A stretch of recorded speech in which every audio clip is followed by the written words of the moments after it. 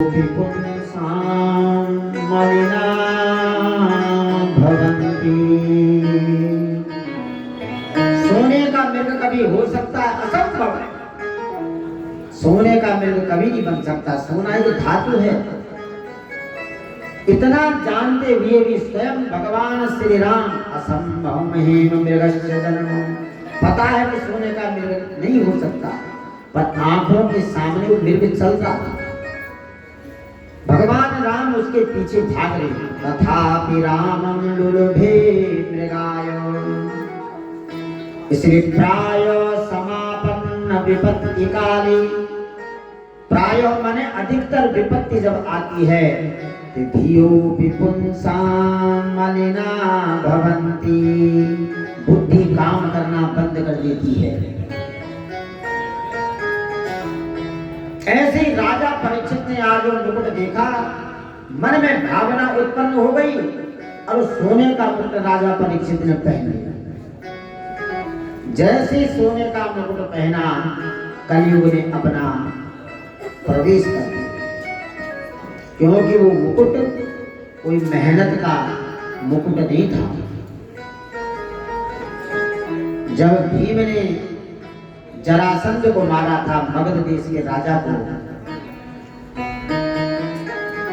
तो जरासंध को मारने के बाद भीम उस जरासंध के मुकुट को छीन करके लाएंगे, चोरी करके मारने के बाद, जिसमें भीम का कोई अधिकार नहीं था। जरासंध के मुकुट को ले आए और वहां अपने घर में रख दिया। उसी मुकुट को राजा परीक्षित ने आज धारण किया, और धारण करने के बाद मन में क्या भावना उत्पन्न हुई कि चलो आज शिकार खेलने के लिए जाते हैं। जो राजा परीक्षित घट घट में भगवान का दर्शन करता था, जीव जंतुओं में भगवान का दर्शन करता था, आज वो परीक्षित शिकार खेलने के लिए धनुष बाण लेकर के वन में चला गया। वन में जाकर के कई हिरणों का वध किया, सेना भी साथ में थी, घनघोर वन था। राजा अपनी सेना से बिछुड़ गया। सुबह से शाम हो गई, उस जंगल में कहीं एक बूंद पानी भी नजर नहीं आया। राजा का गला सूख गया। राजा को प्यास लग गई। राजा प्यास के मारे भटकते भटकते वन के अंदर एक समीक ऋषि का आश्रम था। समीक ऋषि अपने आश्रम के बाहर भगवान का ध्यान कर रहे थे, नेत्र उनके बंद थे। राजा ने आवाज लगाई कि हे ऋषि, मैं यहाँ का चक्रवर्ती सम्राट परीक्षित बोल रहा हूँ, मुझे प्यास लगी, मुझे जल्द दीजिए। कई बार आवाज लगाई, पर समीक ऋषि ने नहीं सुना, क्योंकि जब अंतर्मुखी वृत्तियां होती हैं तब संसार में मनुष्य का भाव नहीं रहता, मग्न रहता है। कभी आप घर में देखते हो किसी से आप बात करना चाहते हो, कहीं ख्यालों में खोया है तो आपकी बात को सुनता नहीं, बाद में पूछेगा क्या कहा तुमने, क्योंकि ध्यान उसका कहीं और है, भले तुम्हारे सामने वो व्यक्ति बैठा है जिससे आप कह रहे हो। ऐसे समीक ऋषि का ध्यान भगवान के चरणों में लगा हुआ, अंतर्मन से नेत्र बंद है। राजा ने सोचा कि ये ऋषि मुझे देख करके जान पूछ करके ये नेत्र बंद किया है। राजा को क्रोध आ गया। सामने एक मरा हुआ सर्प पड़ा हुआ था, जो तक्षक जाति का सर्प था।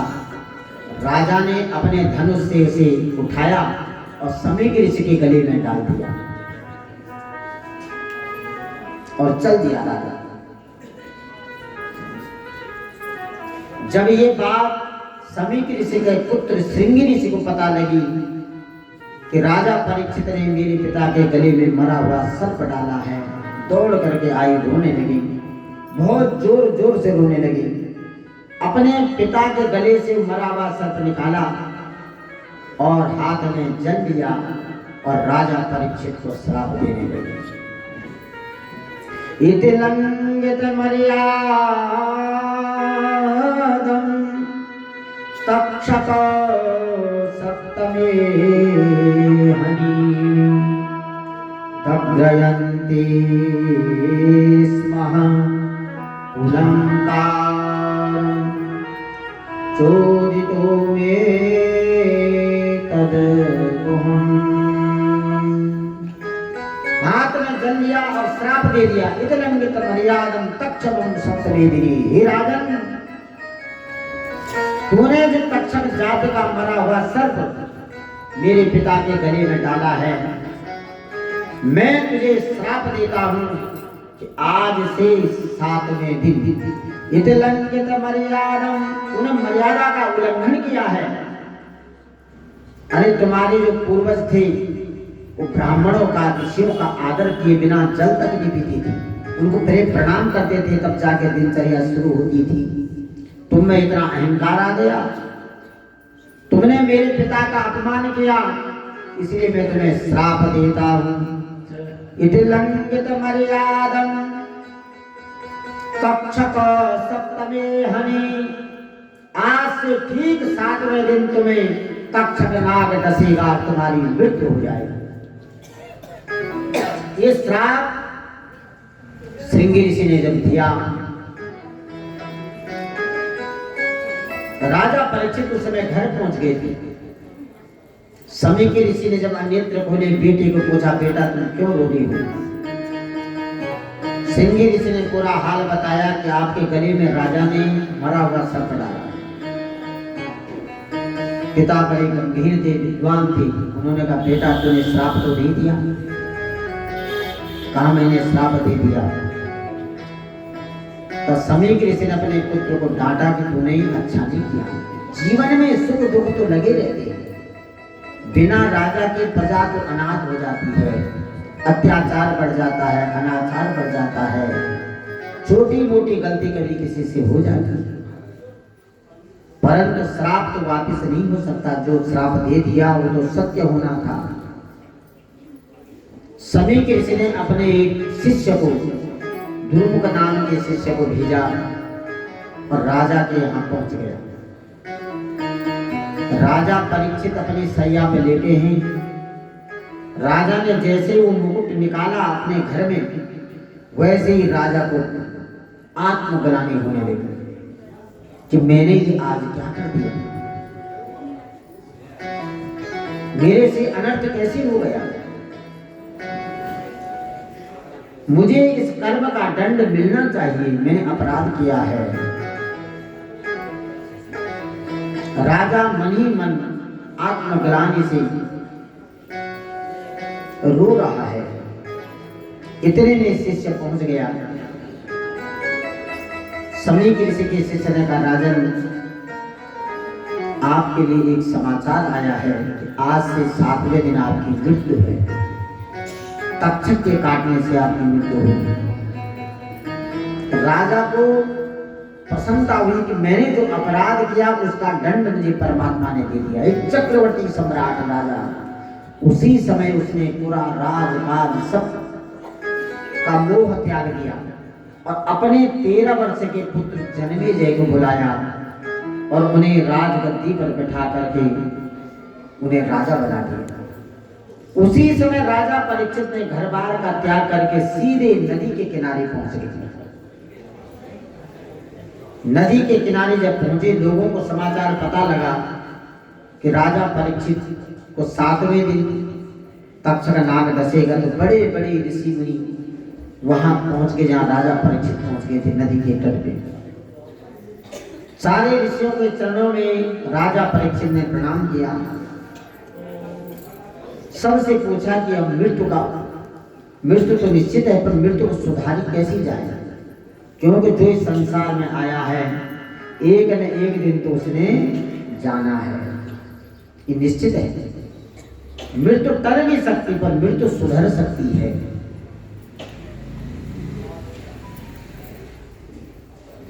सबने उपाय बताया, किसी ने कहा दान करो, किसी ने कहा गीता का पाठ करो, किसी अपने अपने मन के अनुसार सब उपाय बता रहे हैं। इधर 16 वर्षीय वेद व्यास नंदन सुखदेव जी महाराज का आगमन होता है। बोलो सुखदेव जी महाराज की जय। जो परम भक्त हैं भगवान की, 16 वर्ष की अवस्था है। जब रास्ते से जा रही थी तो नारद जी से सामना हुआ। नारद जी ने सुखदेव जी को प्रणाम किया और कहा कि राजा तक्षक नहीं परीक्षित, आज से 7वें दिन तक्षक राजा को डसेगा। आप परमहंस हैं, आप जाकर के उन्हें उपदेश करें। सुखदेव जी ने मना कर दिया। तब नारद जी ने सुखदेव जी को कहा, अगर कोई अंधा व्यक्ति सीधा जा रहा है, सामने कुआं है, अगर अंधा उसमें गिर गया तो पाप किसे लगेगा? सुखदेव जी ने कहा कि देखने वाले को, जिसे पता है कि यहाँ कुआं है, उसने बताया नहीं उसे कि भैया उधर मत जाओ, वहां कुआं है, तुम गिर सकते हो। तो नारद जी ने कहा ठीक उसी प्रकार राजा परीक्षित जो है इस समय मृत्यु के मुंह में जाने वाला है और आप देख रहे हैं कि इसकी मृत्यु है, फिर भी आप उसे रोक नहीं रहे। आप उसे उपदेश करके उसकी मृत्यु को सुधार सकते हैं। तब सुखदेव जी के मन में आया और सुखदेव जी राजा परीक्षित को कथा सुनाने के लिए नदी के तट पे पहुंचे। सुखदेव जी को आते देख करके सभी बड़े बड़े ऋषि खड़े हुए उनके चरणों में प्रणाम किया। सुखदेव जी की मुखारविंद में जो तेज था, अद्भुत तेज था। राजा परीक्षित ने सुखदेव जी के चरणों में प्रणाम किया और बिना कुछ कहे ही, बिना जाने ही सुखदेव जी से प्रश्न कर दिया। गुणाभीचयदो यस्यः दाता मृत्युस्तथैव हि। सभी ऋषि महर्षियों ने वेद व्यास जी को एक आसन पर बिठाया, नदी के किनारे रेत का आसन, और नीचे सभी ऋषि बैठे हुए हैं। सुखदेव जी महाराज व्यास गद्दी उस समय की रेत की बनी उसे विराजमान हुई। सामने परीक्षित बैठ गए। परीक्षित ने प्रश्न किया, प्रभु 7वें दिन तक्षक के द्वारा मेरी मृत्यु होगी, कौन सा ऐसा उपाय है जो मृत्यु को सुधार सके?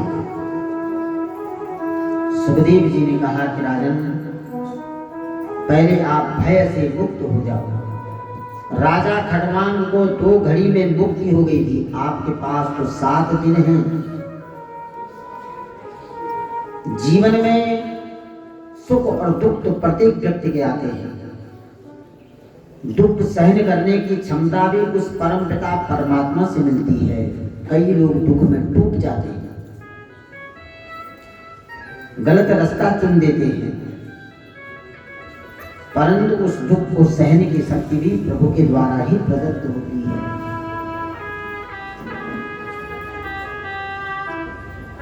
इसलिए जीवन सुख और दुखों का तो ये दोनों की ये संबंध है। जैसे रात और दिन है, रात आएगी तो सुबह प्रभात काल जरूर होगा। दुख आएंगे तो दुख हमेशा के लिए नहीं आते, फिर सुख भी आएगा, पर सुख के दिन बहुत जल्दी निकल जाता है और दुख का समय बहुत लंबा लगता है। इसलिए जीवन में सुख और दुख ये दोनों तो परस्पर मित्र के समान है। पहले आप संसार की भावनाओं से मन को हटाइए, आसन शुद्ध कर, जितेंद्रिय जितावासः। एक आसन पर बैठ करके और मन में उस परम पिता परमात्मा का स्मरण कीजिए, जहां अंत में हमें जाना है। संसार को सब ने छोड़ना है जो इस संसार में आया है। चाहे वो चींटी हो, हाथी हो, कीट हो, पतंग हो, मनुष्य हो, जो आया है वो एक न एक दिन जाएगा। इसलिए मनुष्य का जीवन तभी सार्थक है। शरीर तो छूट जाए पर ये आत्मा जो है जब निकले तो परमात्मा के चरणों में समर्पित हो जाए। तो यहाँ से भागवत की कथा प्रारंभ होती है। राजा परीक्षित सुखदेव जी महाराज को भागवत सुनाते हैं। जन्म व्याधि यदो मृत्यु वेपायं यतोयता। कहा राजन, संसार से मोह को त्याग करके इस मन को भगवान के चरणों में लगाइए। और जब ये चरण भगवान के श्री चरणों में आपका मन लग जाएगा तो संसार आपको अच्छा नहीं लगेगा। संसार में केवल दो ही आनंद हैं, एक है विषयानंद, विषयों में जो आनंद है उसे विषयानंद कहा गया, एक है ब्रह्मानंद। विषय का आनंद ऐसा है, क्षणिक है, वो हमेशा के लिए नहीं है। सुंदर आपने गाड़ी ली, बड़ा आनंद आया खरीदने में, कई दिनों से पैसा कटे गई और कहीं गाड़ी एक्सीडेंट हो गई, किसी से टकरा गई तो कितना दुख होता है, क्यों? वो विषय में आनंद क्षणिक हो गए। घर बनाया, घर गिर गया तो बहुत दुख होता है, विषयों का दुख है। तो इस संसार में रहते हुए इसलिए होता है क्योंकि वहां हमारा मन लगा हुआ, ये मेरा है। इसलिए विषयों से मन को हटा करके भगवान श्री कृष्ण के चरणों में